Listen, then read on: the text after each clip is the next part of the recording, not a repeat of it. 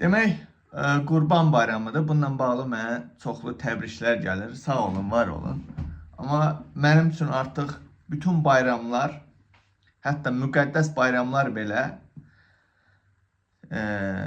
silinmiş kimi bir şey, artıq silinibdir. Yəni mənim üçün artıq heç bayram deyilən bir şey yoxdur. Başa düşürsünüz? Çünki niyə görə? Ona görə ki, bu gün siz bayram qeyd edirsiniz. Əğlənirsiniz, şellənirsiniz və sonra da özünüzə müsəlman deyirsiniz. Digər tərəfdən də insanlığın, bəşəriyyətin düşməni terrorist İsrail Fələstin xalqını elə qurban eləyir. Heç bu barədə oturub fikirləşmirsinizmi ki, Fələstin bu gün elə İsrail Fələstin xalqını qurban verir.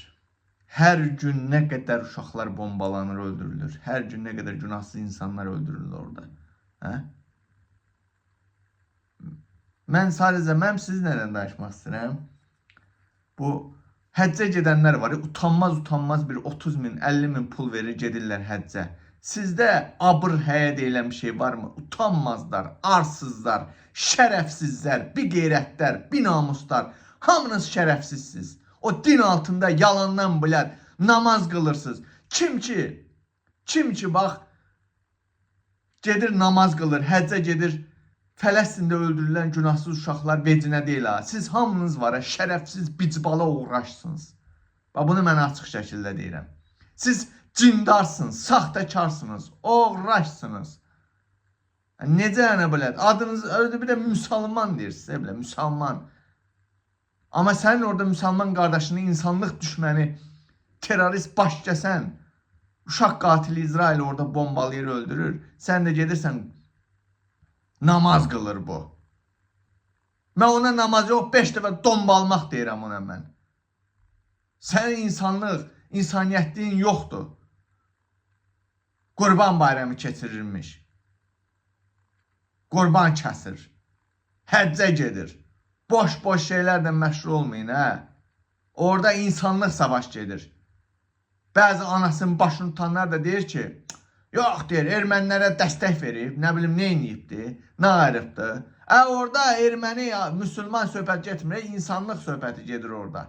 İnsanlığa qarşı orada soyqırım törədilir, Qəzzada. Soyqırım aparır orada. Uşaqların orada kütləvi şəkildə öldürməsi bu soyqırım deyir. Yəni gələcək nəsil Fələstin olmayacaq.